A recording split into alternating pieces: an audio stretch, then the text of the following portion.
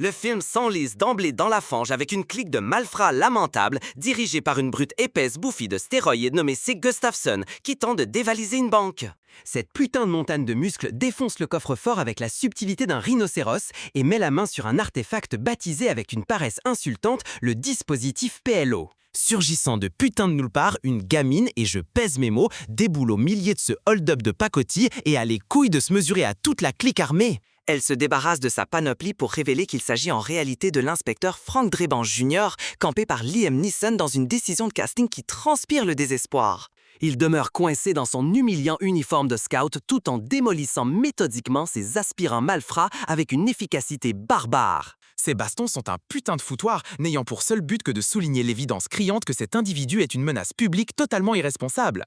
Frank, comprenez-le bien, appartient à la Police Squad et s'évertue désespérément à remplir le costume bien trop large de son défunt père. Sans surprise, ses méthodes de psychopathe ont foutu le département dans un bordel innommable, lui valant uniquement des emmerdes constantes et des poursuites judiciaires monumentales. Résultat direct de son incompétence crasse, plusieurs des truands qu'il a expédiés à l'hôpital l'attaquent en justice, lui et la municipalité pour brutalité policière. Frank et son coéquipier au bout du rouleau, le capitaine Ed Hawkins Jr., sont convoqués chez la commissaire Davis pour se faire passer un savon mémorable et c'est amplement mérité. Elle brasse de l'air en exigeant qu'ils suivent la procédure et allument leur caméra piéton, une solution d'une naïveté déconcertante face à un putain de cinglé incontrôlable comme Frank. Plus tard, Frank et Ed versent dans un sentimentalisme dégoulinant en se recueillant devant un mémorial consacré à leur père béatifié. C'est apparemment un pèlerinage pour chaque inspecteur, sauf pour Norberg Jr., dont l'absence n'est jamais justifiée parce que les scénaristes n'en avaient rien à foutre.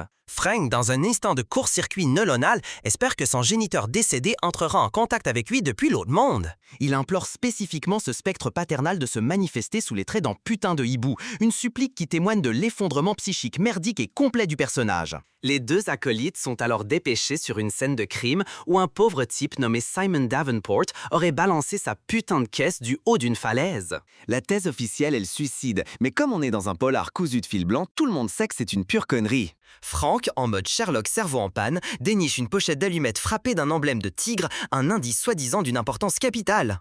Ed, toujours là pour servir de putain de béquille scénaristique, se rappelle comme par hasard que Simon a une sœur qui réside dans les parages.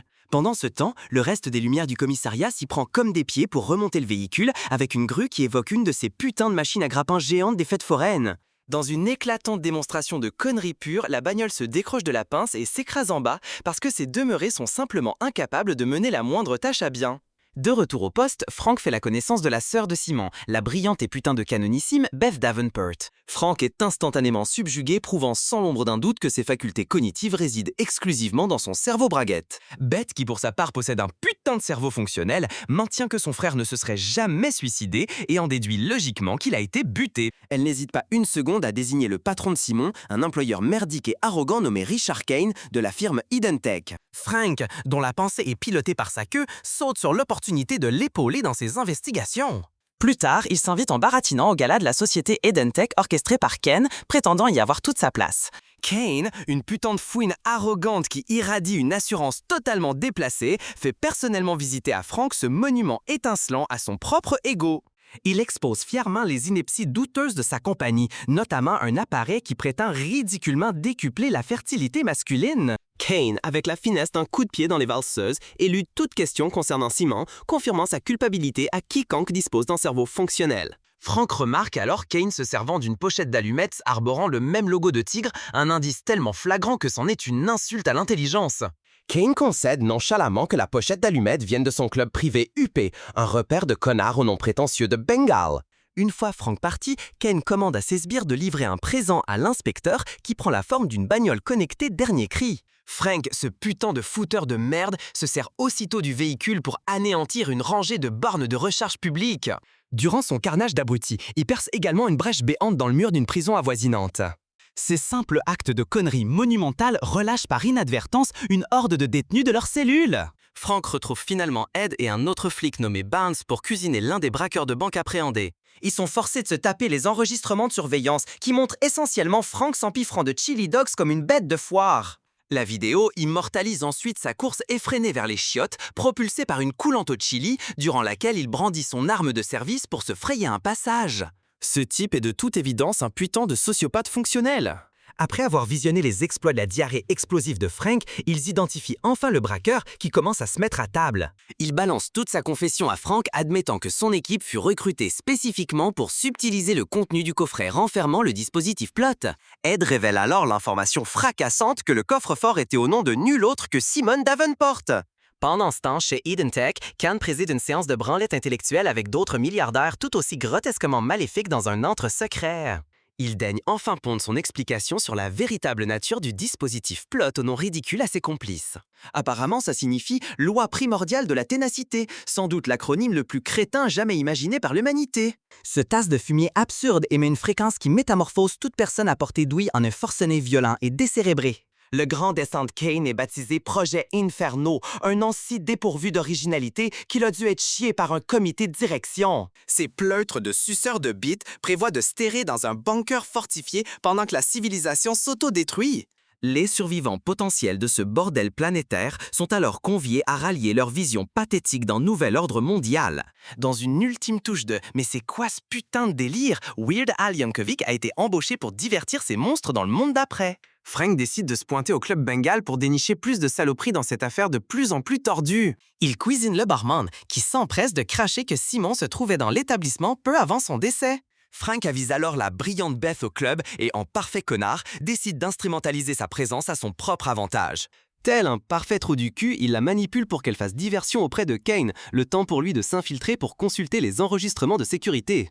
Ce stratagème avilissant contre un bête a livré sur scène une performance de scat d'une gêne abyssale devant une salle comble d'étrangers. Pendant qu'elle endure cette humiliation publique, Frank se taille un passage à la hussarde au milieu d'une baston générique contre une armée de sous-fifres pour accéder au bureau de la sécurité. Il parvient à trouver les images qui montrent Simon en rendez-vous avec un journaliste du nom de Douglas O'Reilly qui s'est vraisemblablement fait défoncer lui aussi. La commissaire Davis est finalement informée des méthodes d'investigation non réglementaires et spectaculairement merdiques de Frank. Elle se pointe chez lui en pleine nuit pour lui hurler dessus depuis son propre lit pendant que son mari pionce à ses côtés. Sa colère aboutit à une suspension dérisoire de 2 semaines, une sanction si animique que ça équivaut à des vacances. Frank ramène sa carcasse misérable à son appartement seulement pour découvrir que Beth s'y est introduite et l'y attend fort à propos. Il s'embarque aussitôt dans une romance forcée et merdique car le scénario exige que cette femme intelligente s'entiche de ce lourdeau.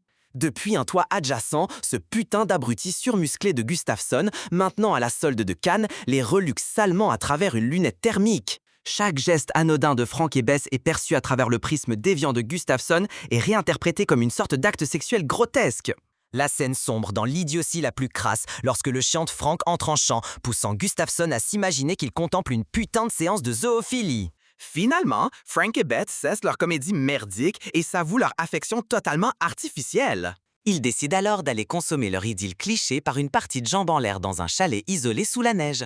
Sur place, ils se lancent dans des stupidités absurdes qui donnent littéralement vie à un putain de bonhomme de neige. À ce point, le film a totalement déféqué sur toute velléité de cohérence narrative. L'intrigue dérape alors vers un plan d'A3 complètement barré avec la créature de neige consciente. Sans surprise, la possessivité primaire de ce casse-couille de Frank prend le dessus et il décrète que Beth lui appartient en exclusivité. Le bonhomme de neige, désormais dévoré par une rage jalouse, devient promptement homicide et tente de les trucider tous les deux. Ce bordel psychotique intégral ne prend fin que lorsque Beth, unique personne compétente dans les parages, décapite ce putain de bonhomme de neige animé d'un coup d'épée. Revenant par pitié à la trame principale merdique, Frank se rend à l'appartement du journaliste Oxy O'Reilly. Il y découvre un assortiment d'indices si absurdement évidents qu'il hurle que O'Reilly s'est fait niquer dans les grandes largeurs. La scène entière n'est qu'une manœuvre transparente pour le piéger et Frank plonge dedans comme un putain de débutant. Il trouve le cadavre d'O'Reilly et, avec la dextérité d'un amateur complètement saoul, tente d'altérer les preuves. Dans sa tentative balourde de maquiller le crime, il décapite accidentellement le corps avec un ventilateur de plafond. La police déboule avec un timing théâtralement merdique, forçant Frank à prendre la fuite dans sa ridicule bagnole connectée. Malheureusement pour notre héros, ce salopard de Kane pirate sans aucune difficulté le système d'exploitation du véhicule. Kane se vante alors comme un connard de son projet d'assassiner Frank en télécommandant la voiture pour l'encastrer dans un putain de mur. Frank réussit à fracasser le pare-brise et à s'extraire de ce cercueil roulant. Son évasion est alors ponctuée par une succession de gags visuels lamentables impliquant des ballons et, pour une putain de raison inconnue, des abeilles. S'ensuit immédiatement l'apparition inexplicable de 2 types transportant un pare-brise de rechange parfaitement dimensionné, ce qui est tout bonnement putain de stupide. Frank finit par baffer l'assistant virtuel de la bagnole, une copie hontée de Clippy, pour qu'il déverrouille une portière lui permettant de sauter pour se mettre à l'abri. Ed contacte Frank avec d'autres nouvelles de merde, l'informant que la police squad est dissoute de manière définitive à cause de ce fiasco. Le commissariat est littéralement en train d'être salement converti en une boutique éphémère de déguisement d'Halloween, symbole suprême de la déchéance. Frank consent à se planquer et file se réfugier chez Beth, qui se retrouve une fois de plus à devoir panser ses plaies. Dans un accès de pure démence, elle lui assaisonne sa blessure à vif comme si elle préparait une pièce de volaille. Il lui révèle enfin que Simon a été assassiné pour avoir découvert l'objectif infâme du dispositif Plot. Il a ensuite le culot d'accuser la brillante Beth de l'avoir manipulé et d'avoir simulé ses sentiments. Cette accusation dérive en une jérémiade lamentable sur le fait qu'elle aurait supprimé ses enregistrements d'un feuilleton pour pucelles sur des suceurs de sang. Avec l'aide de ses collègues de longue date, Frank coince enfin le sous-fifre Gustafsson, le met sous surveillance dans un hôpital. Il lui extorque ensuite des aveux complets sur l'intégralité du plan de Ken, prévu pour minuit le soir du Nouvel An. Il réussit ce tour de force en persuadant le sbire sans plaie que Ken est déjà en détention. Il se révèle que tout l'interrogatoire était une ruse pompée sur Mission Impossible, avec une fausse pièce à l'appui. Cependant, l'inspectrice Barnes dévoile sa propre supercherie, ayant monté cette situation pour coincer Frank pour obtention d'aveux sur la contrainte. Elle proclame alors avec arrogance son allégeance à la division universellement haïe des affaires internes. Frank, cependant, renverse la vapeur en la piégeant à son tour, lui faisant admettre avoir illégalement menacé des entrepreneurs pour bâtir son stratagème complexe. Ainsi, dans un instant de sublime absurdité administrative, c'est elle qui se retrouve en état d'arrestation. Frank s'infiltre ensuite à un autre événement fastueux de Kane, où le vilain s'apprête à activer son dispositif apocalyptique. Il en déduit que la fréquence cataclysmique sera émise depuis les boules géantes censées chuter à minuit. Frank se glisse miraculeusement à l'intérieur d'une de ces énormes sphères pour aussitôt y perdre son pantalon et s'exhiber devant toute la ville.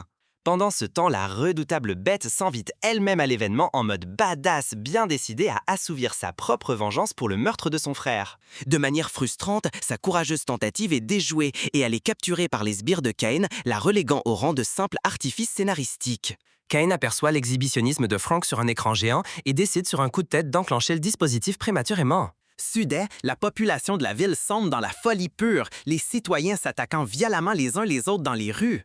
Frank repousse les hordes enragées en leur projetant absurdement des chargeurs vides au visage. Quand sa bagnole connectée le plante, sa psychose fait apparaître une vision du spectre de son père sous la forme d'un hibou. Ce hibou fantomatique le soulève alors physiquement dans les airs et le transporte à travers la ville pour intercepter Kane. Pour des raisons qui échappent à toute logique, Frank est temporairement remplacé par l'acteur Dave Bautista, qui adresse un discours à Kane. Pendant que le véritable Frank est ailleurs, les civils en furie se mettent à tabasser son célèbre sosie. Frank et Kane s'affrontent enfin dans un combat ultime, mais la confrontation se révèle être un pétard mouillé lamentable. Frank décoche un inique coup de poing dans l'estomac de Ken et le vilain prétendument redoutable capitule sur le champ. Kane tente une fuite désespérée à l'aide de gants fusés pour finir par s'encastrer directement dans un lampadaire tel un parfait imbécile. Beth Surge est prête à rendre justice, mais Frank, de manière prévisible, la dissuade de se venger et la convainc d'inverser les effets du dispositif. Kane est appréhendé et Frank et Beth ravivent de façon incompréhensible leur liaison, comme si l'épisode du bonhomme de neige n'avait jamais existé. Durant le générique, la commissaire Davis ment en prétendant que Frank fait l'objet d'une enquête alors qu'il se prélasse en vacances avec Beth dans une station balnéaire tropicale. Le film tente de conclure sur un arrêt sur image, mais Frank et Beth demeurent inexplicablement animés au sein de la scène gelée. Après un instant de confusion théâtrale, ils prennent conscience du quatrième mur et admettent la présence du public qui les regarde. Frank entreprend alors de littéralement pulvériser le quatrième mur en traversant l'écran d'un coup de poing. Une scène post-générique montre Weird Al s'apprêtant à jouer pour la cabale de milliardaires pour finalement s'irriter de leur absence.